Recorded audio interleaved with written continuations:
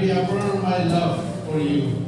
I promise to love you faithfully and unconditionally. Hero, today, I stand before you once again to renew my vows of love and commitment. I thank God for the years we have shared, the joy we have experienced, and the challenges we have overcome together. I promise to love you more today than I did on our wedding day.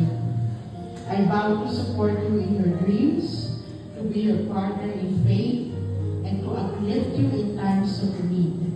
With the love of Christ as our foundation, I commit to being patient, or I've been better now, kind and forgiving. I will celebrate the joys of life with you and stand beside you in times of struggle.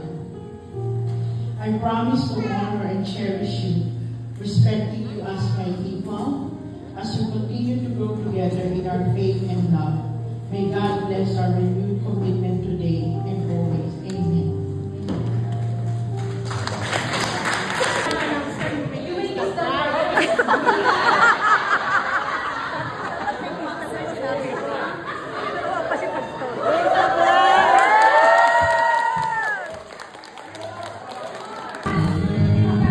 Yeah.